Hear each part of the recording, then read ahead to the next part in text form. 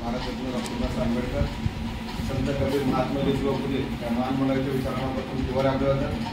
उपस्थित बौद्धजन पंचायत समिती शाखा क्रमांक 554, पद्धतशीर महिला मंडळ, सप्लाय विचार संघ, बाल विकास समिती या 40 संघटनेच्या माध्यमातून आपण वर्षावास व ग्रंथपठण हा संयुक्त कार्यक्रम आज दिनांक 20/9/2024 रोजी आपण साजरा करणार आहोत. आणि आपण आज आपल्या शाखेचे उपाध्यक्ष गंगाधरजी मोहिते, त्याचप्रमाणे त्यांच्या पद्धतशीर महिला मंडळाच्या माजी सचिव सुनंदा मोहिते, त्यांचा परिवार,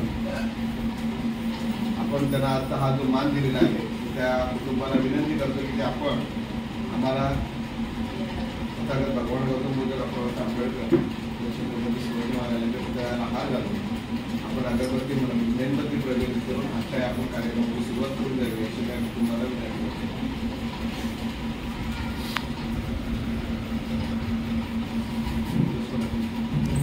प्रमाणे आपले तथागत भगवान गौतम बुद्ध यांच्या मूर्तीस म्हणजे प्रतिमेस पुष्प अर्पण केलेले आहे. त्याचप्रमाणे डॉक्टर बाबासाहेब आंबेडकर यांच्या प्रतिमेस पुष्पहार अर्पण करून त्यानंतर महाराष्ट्राचे आराध्य दैवत छत्रपती शिवाजी महाराज यांच्या प्रतिमेस पुतळ्यास आपण तिथे हार अर्पण करणार आहोत आणि त्यानंतर अर्पण करणार आहोत.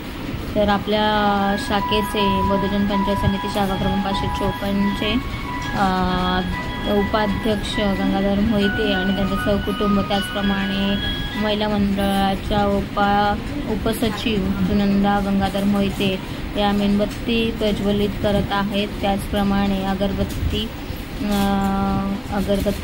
पेटवून उजळून त्यांचा सुगंधमय असं वातावरण निर्माण होणार आहे, वातावरण निर्मिती होणार आहे. अगरबत्ती प्रज्वलित करणार आहेत आपले त्यांचे पुत्र,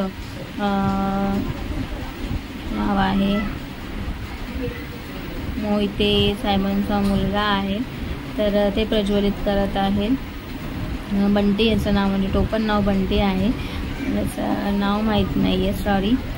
तर बंटी इथे अगरबत्ती प्रज्वलित करत आहे आणि वातावरण निर्मिती करत आहे, वातावरण सुगंधित करण्याचा प्रयत्न इथे करत आहे. त्यानंतर सर्वांनी हात जोडून पूजेसाठी आपण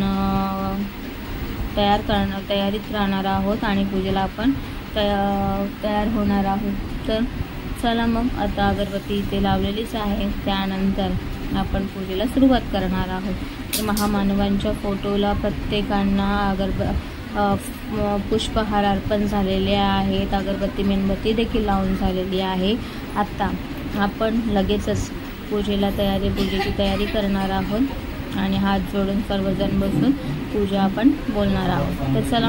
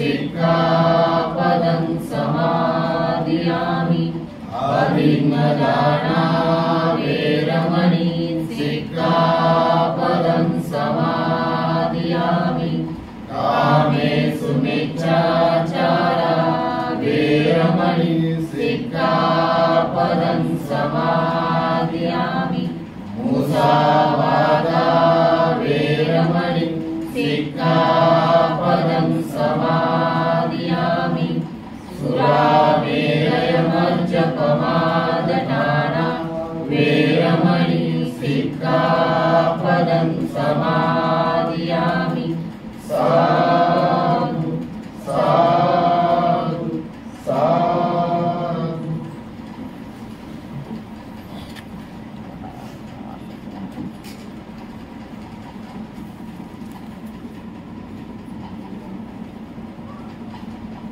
महामानवांच्या प्रतिमेंना पुष्पहार अर्पण करून झालेले आहेत, पाया पडून झालेले आहे.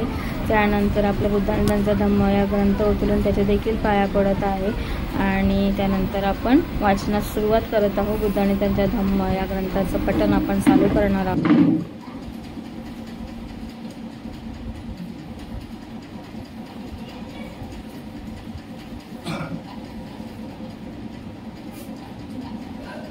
तर आपण मागील याच्यात बघितलं होतं, भाग 6 आपला झाला होता की धम्माला सद्धम्म रूप यावयाला, त्याने धम्माने माणसांमधील समतेच्या भावनेची अभिवृद्धी कशी केली पाहिजे.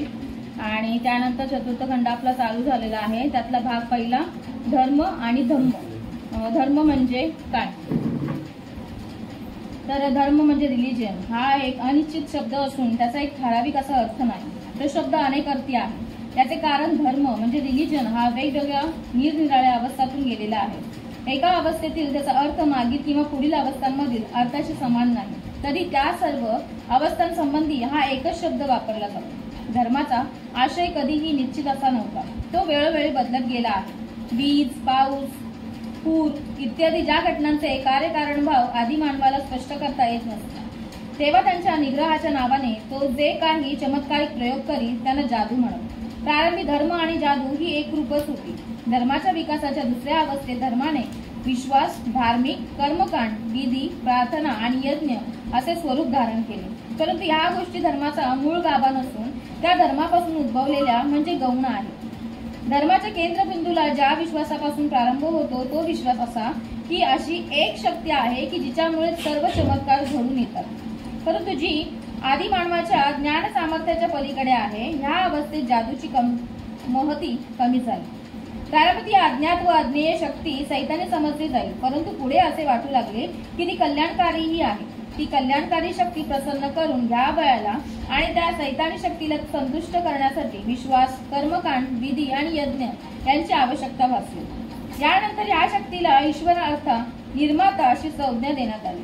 यानंतरच्या धर्माच्या तिसऱ्या अवस्थेत देवानेच हे सर्व जग आणि माणसे निर्माण केली अशी समजूत रूढ झाली. या अवस्थेनंतर माणसाला आत्मा आहे, तो अमर आहे आणि माणसाच्या इहलोकींच्या कर्माबद्दल त्याला देवासमोर द्यावा लागणार आहे अशी समजूत रूढ झाली. धर्मविचारांचा विकास थोडक्यात वरीलप्रमाणे सांगता येईल. देवावर श्रद्धा, आत्म्याच्या अस्तित्वासंबंधी विश्वास, ईश्वर पूजा, चुकणाऱ्या आत्म्याची सुधारणा, प्रार्थना विधी, यज्ञयाग इत्यादींनी देवाला प्रसन्न करणे म्हणजे धर्म आणि हे सर्व आशय धर्म या शब्दाने व्यक्त होतात. त्यातलं 2 धम्म धर्मापासून म्हणजे रिलिजन वेगळा कसा, तर भगवान बुद्ध ज्याला धम्म म्हणून संबोधितात तो धर्मापासून मूलतः भिन्न आहे. कारण भगवान बुद्ध ज्याला धम्म म्हणतात तो युरोपियन धर्मवेत्ते ज्याला रिलिजन म्हणून संबोधितात त्यांच्याशी काही अशी समान आहे, परंतु त्या दोहोंमध्ये विशेष अशी समानता नाही. त्या दोहोंमधील भेदही थोर आहे. याच कारणास्तव युरोपियन धर्मवेत्ते बुद्धांच्या धर्माला रिलिजन म्हणून मानायला तयार नाही. या गोष्टीबद्दल विषाद वाटण्याचे कारण नाही. धम्माला रिलिजन म्हणून मानण्यात तोटा त्यांचाच आहे आणि त्यामुळे त्यांच्या रिलिजन मधील वैगुण्य स्पष्ट होते. या वादात पडण्यापेक्षा धम्माची कल्पना देऊन तो रिलिजन पासून वेगळा कसा आहे हे दाखवणे अधिक श्रेयस्कर ठरेल. असे म्हणतात की रिलिजन हा वैयक्तिक असून ज्याने तो स्वतः पुरताच मर्यादित ठेवावा, सार्वजनिक जीवनास त्यास अवसर देऊ नये. त्यांच्या उलट धम्म हा सामाजिक आहे. मूलतः व तत्वतः तो सामाजिक आहे. धम्म म्हणजे सदाचरण आणि म्हणजे जीवनाच्या सर्व क्षेत्रात माणसातील व्यवहार उचित असणे. यावरून स्पष्ट होते की मनुष्य एकटाच असला तर त्याला धम्माची आवश्यकता नाही, परंतु ज्यावेळी दोन माणसे कोणत्याही संबंधाने एकत्र येतात तेव्हा त्यांना आवडो अगर न आवडो धम्म हा पाहिजेच, त्यापासून सुटका व्हायची नाही. दुसऱ्या शब्दात सांगायचे म्हणजे समाज धम्माशिवाय असू शकत नाही आणि समाजाला खालीलपैकी कोणता तरी एक पर्याय पसंत करावा लागतो. समाज वाटेल तर शासनाचे साधन म्हणून धम्माची निवड करणार नाही, कारण धम्म हे तर शासनाच्या साधनाहून वेगळे नाही असा समज. जो धम्माच्या शासनासाठी स्वीकार करणार नाही तो अराजकाचा मार्ग स्वीकारेल. दुसरा पर्याय म्हणजे समाज पोलीस म्हणजेच हुकुमशाही याची शासनासाठी निवड करू शकेल. तिसरा पर्याय म्हणजे समाज धम्माबरोबर धम्माचे उल्लंघन करणाऱ्या लोकांना शासन करणारा मॅजिस्ट्रेट याचा स्वीकार करू शकेल. अराजक आणि हुकुमशाही या दोन पर्यायात स्वातंत्र्याचा नाश होतो. फक्त तिसऱ्या पर्यायात स्वातंत्र्य टिकू शकते. ज्यांना स्वातंत्र्य पाहिजे त्यांनी धम्माचा स्वीकार केला पाहिजे. धम्म म्हणजे काय आणि धम्माची आवश्यकता का? तर प्रज्ञा म्हणजे काय आणि तिची आवश्यकता का असावी? प्रज्ञा म्हणजे निर्मळ बुद्धी. खुळ्या समजुतीला जागा राहू नये म्हणून भगवान बुद्धांनी प्रज्ञेला आपल्या धम्माच्या दोन कोनशिलांपैकी एका कोनशिले इतके महत्व दिले. करुणा म्हणजे काय आणि करुणेची आवश्यकता का? तर करुणा म्हणजे प्रेम आणि करुणेशिवाय समाज जगू शकत नाही किंवा त्याची उन्नती होऊ शकत नाही आणि म्हणूनच बुद्धाने करुणेला आपल्या धम्मात दुसऱ्या कोनशिले इतके महत्व दिले आहे. आणि ही झाली बुद्धांच्या धम्माची व्याख्या. रिलिजनच्या व्याख्येपेक्षा धम्माची व्याख्या किती वेगळी आहे? तर बुद्धांच्या धम्माची व्याख्या अगदी प्राचीन असली तरी ती आधुनिक युगाला जुळणारी वाटावी अशीच आहे. ती जितकी पुरातन तितकीच अभिनव आहे. ती कोणापासून उसनी घेतलेली नाही आणि ती किती सत्य आहे. प्रज्ञा आणि करुणेचं अपूर्व मिश्रण म्हणजेच भगवान बुद्धांचा धम्म.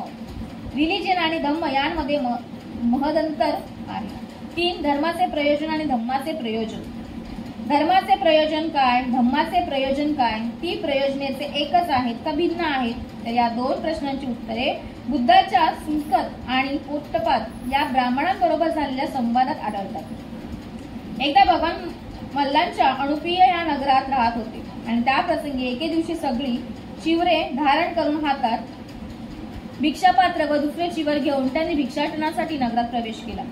रस्त्यात त्यांना असे वाटले की भिक्षेसाठी इतक्या सकाळी जाणे योग्य नव्हे, म्हणून ते परिव्राजक भगवा यांच्या आश्रमात त्याला भेटण्यास गेले. भगवंतांना पाहून भगवा उठला आणि अभिवादन करून म्हणाला, भगवान या आसनावर बसावे.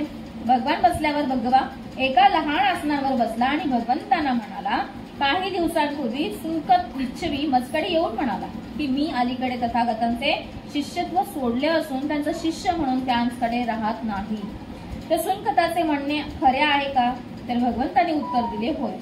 सुंकत लिच्छवी हे म्हणतो ते खरे आहे. सुंकत मला ते म्हणाला की त्यानंतर मी त्याला विचारले, सुंकत तू माझ्या बरोबर राहा आणि माझा शिष्य हो असे मी कधी तुला म्हणालो होतो का? तर सुंकताने मला उत्तर दिले की नाही, तुम्ही कधीच असे मला सांगितले नाही. मी त्याला विचारले, आणि तू जरी असे कधी म्हणाला होतास का की शिष्य म्हणून मी भगवंताच्या छत्राखाली राहीन? तर नाही भगवान, नाही.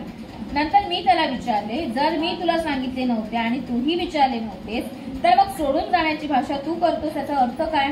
वेड्या, यात दोष तुझा की माझा?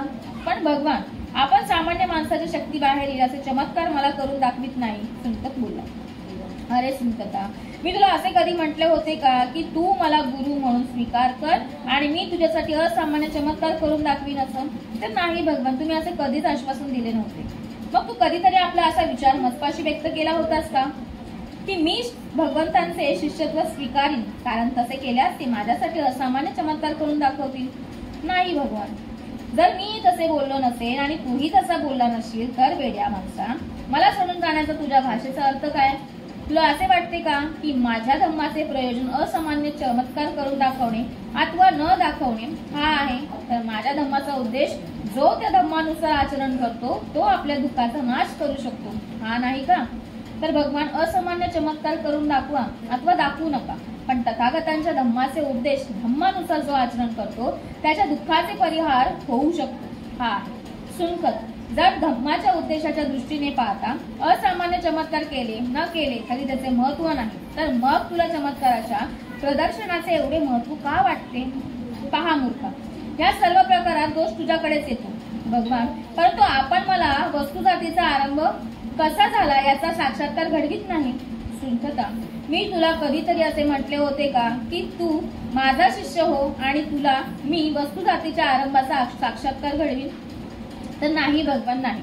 किंवा तू तरी मला असं कधी म्हणाला होतास का की तुम्ही मला वस्तू जातीच्या आरंभाचा साक्षात्कार घडवा, म्हणजे मी तुमचा शिष्य बनेन? तर नाही भगवान नाही.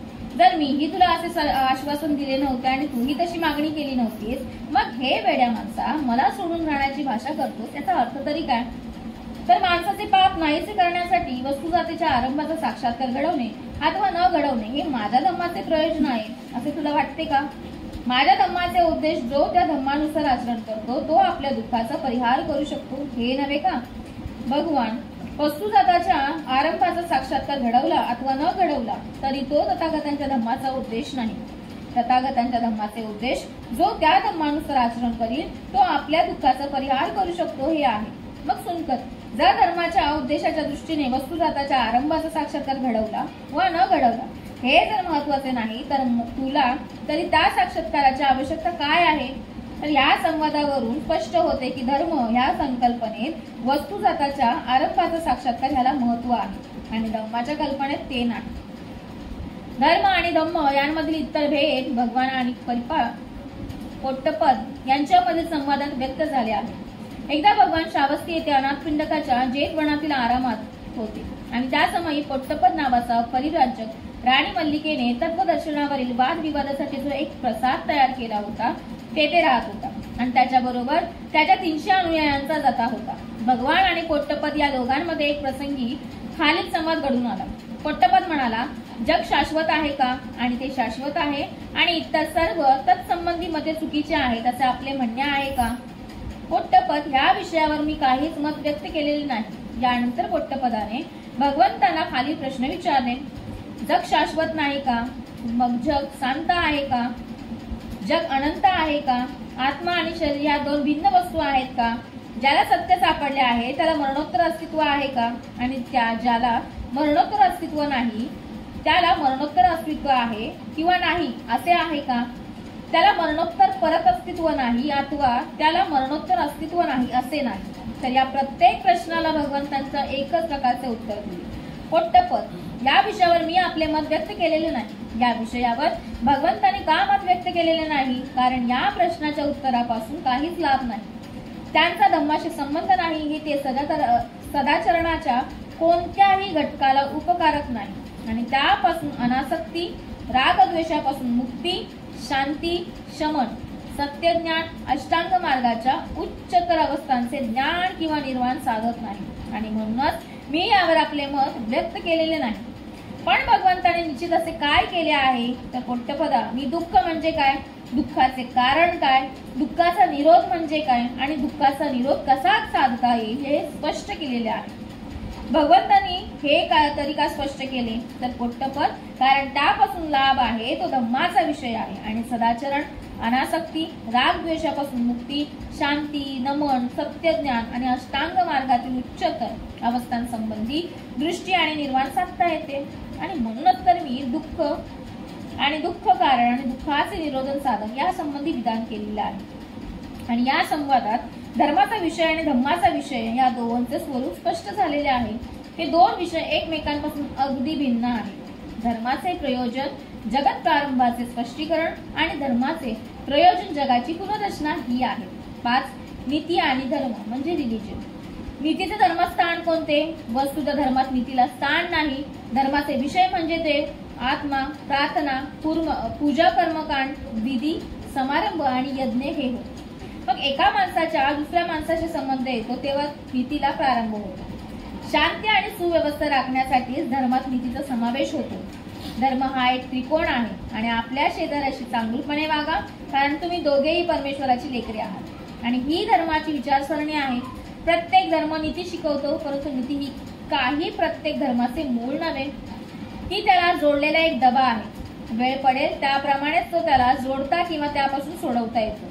आणि धर्माच्या व्यवहारात नीतीचे कार्य हे आकस्मिक किंवा प्रासंगिक आहे, म्हणून नीती ही धर्मात प्रभावशाली ठरत नाही. 6. धम्म आणि नीती. धम्मात नीतीचे स्थान कोणते? तर याचे साधे उत्तर म्हणजे नीती म्हणजे धम्म आणि धम्मच म्हणजे नीती. दुसऱ्या शब्दात बोलायचे म्हणजे धम्मात जरी देवाला स्थान नाही तरी त्याचे स्थान नीतीने पटकावले आहे.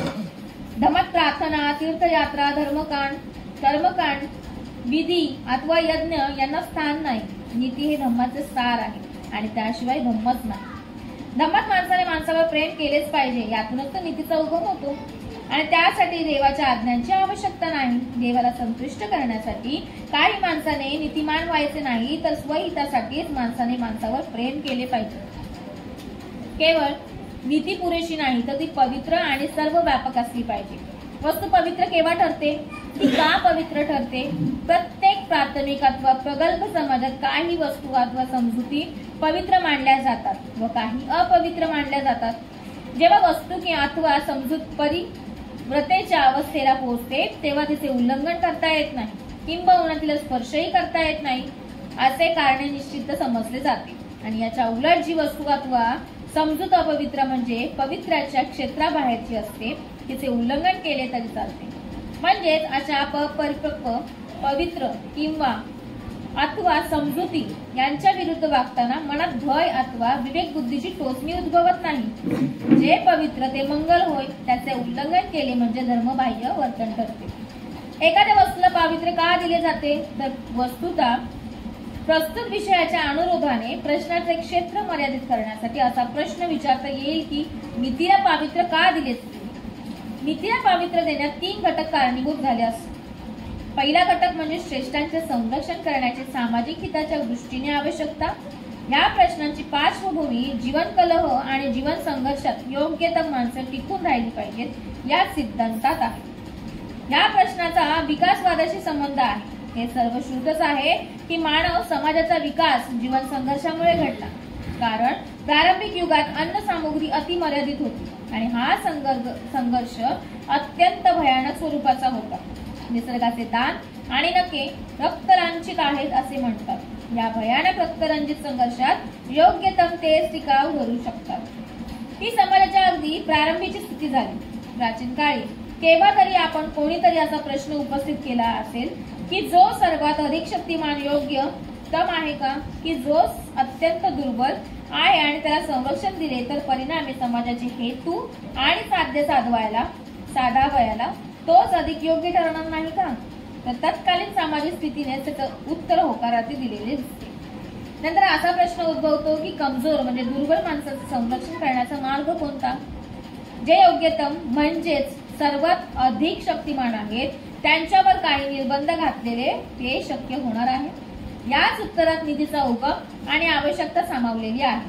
प्रारंभी हे निर्बंध योग्यतम म्हणजे सर्वात अधिक शक्तिमान माणसाला लागू केल्यामुळे ते पवित्र मानण्याची आवश्यकता होती आणि यापासून होणारे परिणाम फार गंभीर स्वरूपाचे आहेत. पहिला प्रश्न असा निर्माण होतो की सामाजिक स्वरूप धारण केल्याने नीती असामाजिक म्हणजे समाजहित विरोधी तर होत नाही ना. चोरांमध्ये आपापसात नीती असते असे नाही, तर व्यापाऱ्यांतही आपापसात नीती असते. एकाच जातीच्या माणसात आपापसात नीती असते. दरोडेखोरांच्या टोळीतही आपापसात नीती असते. परंतु या नीतीचे स्वरूप वेगळेपणाची जाणीव आणि आपल्या पुरतीच क्रियाशीलता निर्माण करणारे असते. ही नीती म्हणजे एका विशिष्ट समूहाच्या हिताचे संरक्षण करण्यापुरतीच मर्यादित म्हणजेच समाजहित विरोधक असते. आणि या प्रकारच्या नीतीतील वेगळेपणाची जाणीव आणि आपल्या पुरतीच क्रियाशीलता ही तिचे समाज विरोधक अगदी उघडे करतात. जेव्हा जेव्हा एखादा विशिष्ट समूह आपला स्वार्थ राखण्यासाठी नीती पाळतो तेव्हा त्या नीतीचे समाज विरोधक रूप स्पष्ट होते. अशा प्रकारे होणाऱ्या समाजातील समूह संघटनांचे परिणाम दूरगामी असतात. जर समाज असा परस्पर विरोधक समूहांचा बनला तर तो समाज असंघटित व शकलित राहील. असंघटित व विभागलेल्या समाजापासून जे भय उद्भवते ते हे की तो आपल्या समोर भिन्न भिन्न आदर्श आणि मूल्यमापनाचे भिन्न भिन्न मानदंड ठेवतो आणि सर्वसामान्य आदर्श आणि सर्वसामान्य मूल्यमापनांचे मानदंड नसल्यास सर्व समाज हा मिळते जुळते घेणारा आणि एक जिन्सी राहत नाही. असे भिन्न भिन्न आदर्श आणि मूल्यमापनाचे भिन्न भिन्न मानदंड रूढ असलेल्या समाजात व्यक्तीला आपल्या विचारात सुसंगती राखणे अशक्य होते. न्याय व आपल्या संख्याबलाचा विचार बाजूला ठेवून भरमसाठ हक्क सांगणाऱ्या समूहाच्या वर्चस्वावर जो समाज आधारलेला असतो त्या समाजात संघर्ष हा अटळच असतो आणि अशा प्रकारच्या संघर्षाला खीळ घालण्यासाठी सर्वांना पवित्र वाटणाऱ्या अशा सर्वसामान्य नीती नियमांची आवश्यकता असते. तिसऱ्या एका कारणास्तव नीती पवित्र आणि सर्वव्यापक असण्याची आवश्यकता आहे आणि ते म्हणजे व्यक्तीच्या विकासाला संरक्षण देण्यासाठी जीवन संघर्षात अथवा समूह शासनात व्यक्तीचे हित हे सुरक्षित नसते. व्यक्तीला ज्या समाजात सर्वसामान्य ध्येय आणि सर्वसामान्य आदर्श यांना सार्वत्रिक मान्यता असते त्या समाजात जी मानसिक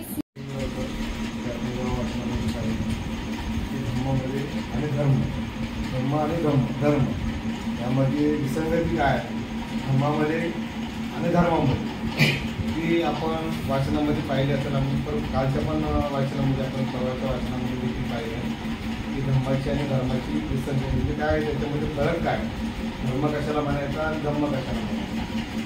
त्याच्यानंतर त्यांनी जे वाचनामध्ये पाहिलं की नीती आपण म्हणतो ना नीतिमत्ता प्रत्येकाची कशी असली पाहिजे तशाप्रमाणे ते नीतीला आपण आपल्या धर्मामध्ये स्थान आहे की नाही हे देखील त्यांनी म्हणजे सांगितलेलं आहे. तिसरा जे आपण पाठ पाहिला असेल तो म्हणजे पुनर्जन्म. तर पुनर्जन्म आणि त्याच्यामध्ये आपल्यामध्ये दोन पाठ आहेत, उच्छेदवाद आणि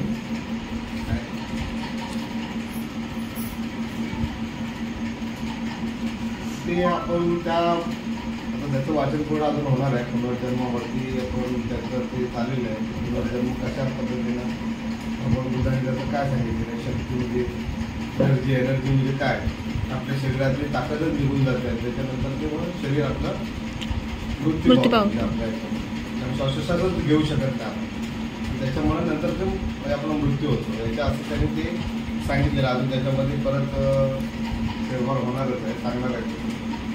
या बाबतीत जर तुम्हाला जास्त काही माहिती असेल तर थोडी माहिती दिली तर बरं. माझी जरा तब्येत नाही बरं.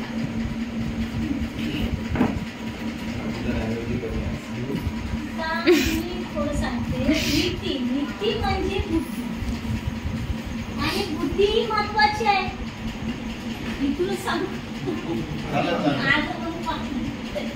नीती म्हणजे बुद्धी आणि बुद्धी महत्वाची आहे.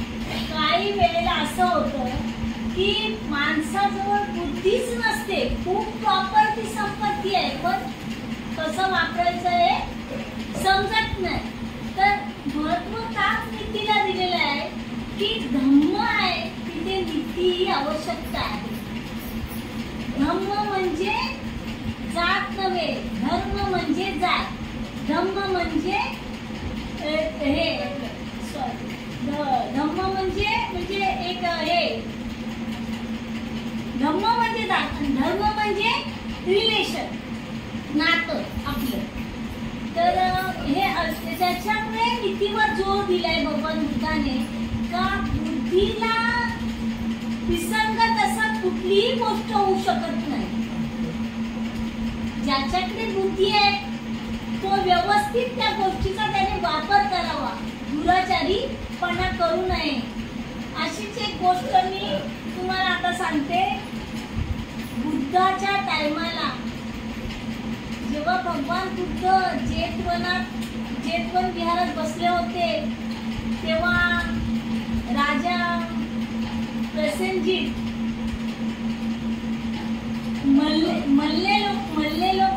मल्ल्यांची गोष्ट तुम्हाला माहिती आहे ना. मल्ले लोकांच्या टायमाला बुद्धाच्या शासनामध्ये त्याच्या अगोदर बुद्ध काश्यप म्हणून होते. हे काश्यप म्हणून नव्हे, काश्यप बुद्ध होऊन गेले भगवान बुद्धाच्या अगोदर.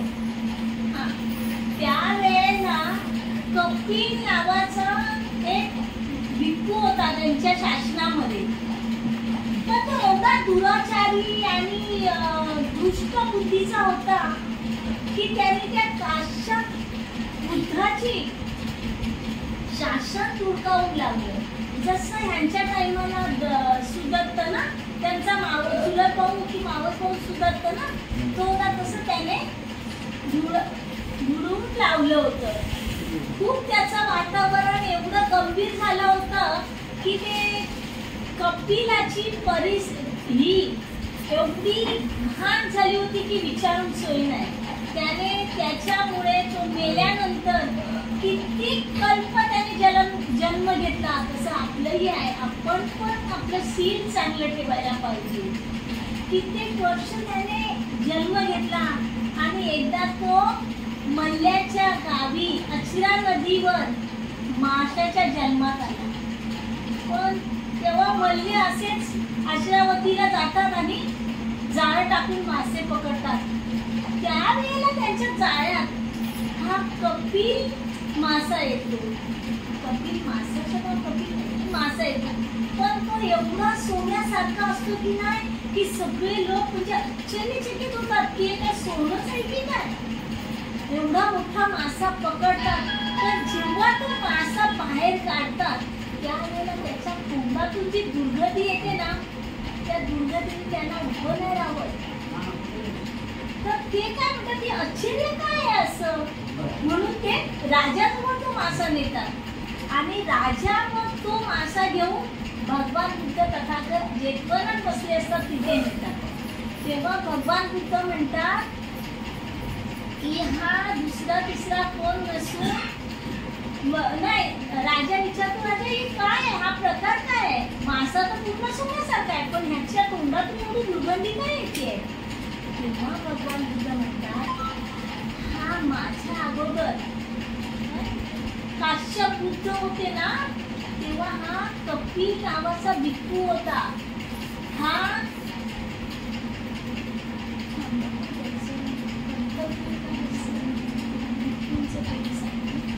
चांगला सदाचारी होता.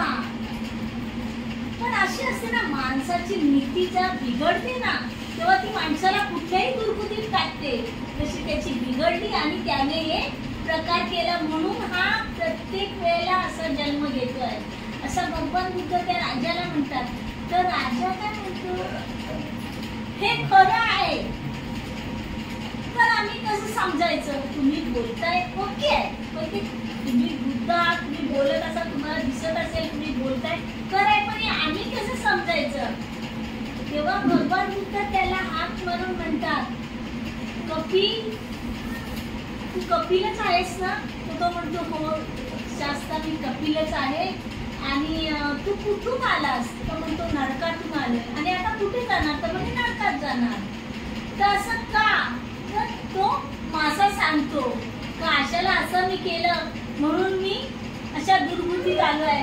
आणि शेवटी तोच त्याचं डोकं त्या जाळ्यात आपटतो आणि मरून जातो. अशी माणसाची नीती असते. तर माणसाची नीती चांगली पाहिजे, भले दुसरा कसाही वागो पण आपण त्या गुन्ह्यात जायचं ना असं त्याच्यामध्ये पहिलं सांगितलेलं आहे. आणि मी हे जे सांगितलं ते धम्मपदामधलं सांगितलंय. पण शेवटी एकच आलं ना, नीतीला जोर काय आहे ते सांगते. आणि दुसरं काय आहे याच्यामध्ये, चेतना. चेतनाचं पण त्यांनी समजावून सांगितलंय बघा.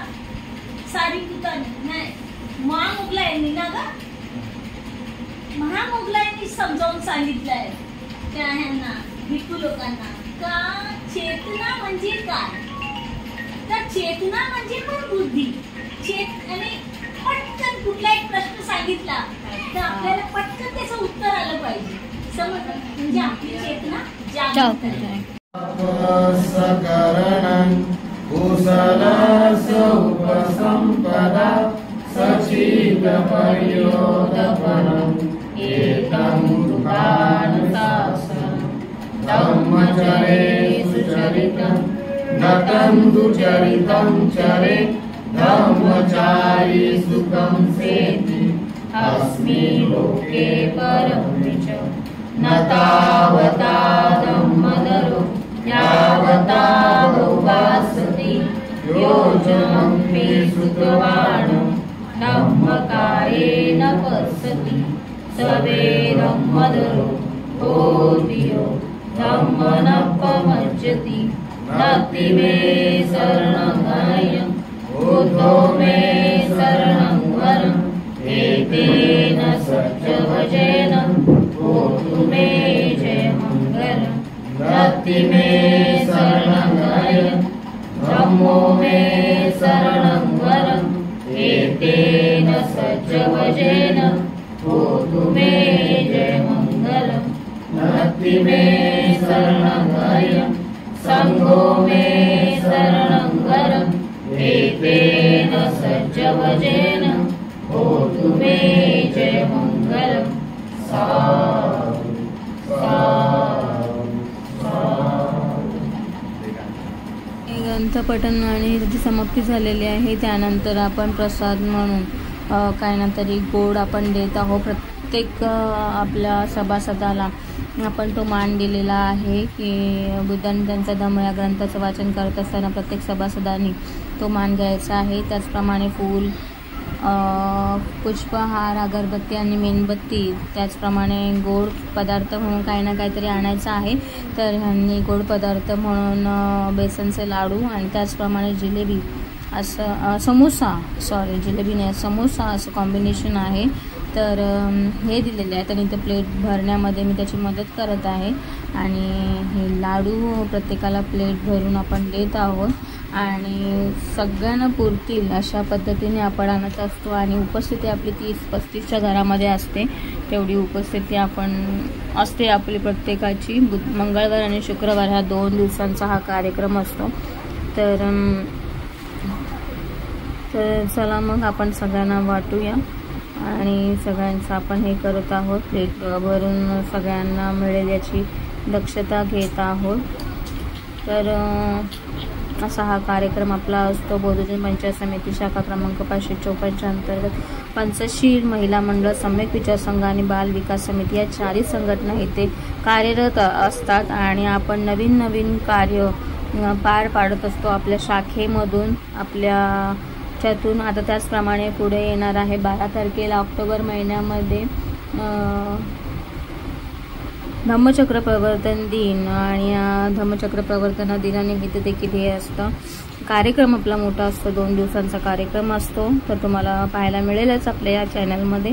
तर जर तुम्हाला व्हिडिओ आवडला असेल तर कमेंट करा, लाईक करा, सबस्क्राईब करायला अजिबात विसरू नका आणि व्हिडिओ जर आवडल्यास शेअर करायला मात्र विसरू नका। तर असे कार्यक्रम आपण आपल्या बिहारामध्ये पार पाडत असतो आणि अशा पद्धतीने आपली ही उपस्थिती असते। लहान थोरांपासून मोठ्या वयोवृद्धांपर्यंत देखील आणि छान अशी माहिती बुद्धांनी त्यांचा धम्म या ग्रंथाचं पठण झाल्यानंतर सर्वांना मिळत असते आणि बुद्धांच्या विषयी म्हणा किंवा त्यांचा कार्यकाल, त्यांनी कसे काम केलेले आहेत, कार्य केलेले आहेत, कशा रीतीने ते वागलेले आहेत, त्यांचं राहणीमान, त्यांचं बोलणं, ह्या सगळ्या गोष्टींचा आपल्याला अनुभव मिळत असतो विहारामध्ये। तर हे लाडू आहेत, 3 ते 4 बॉक्स आणलेले होते आणि नक्कीच आवडले असल्यास मला कमेंट देखील करा की व्हिडिओ कसे आहेत, काय आहेत ते। मला आतुरता राहील मी तुमच्या कमेंटची, मी वाट पाहत राहीन। तर नक्की करा। चल भेटूया आपण नवीन अशा व्हिडिओमध्ये। तर आता आपण इथे समाप्ती करत आहोत, आटोपता घेत आहोत। तर बाय, जय भीम, जय भारत, नमो बुद्धाय, जय शिवराय। चला बाय, भेटूया आपण नवीन व्हिडिओमध्ये।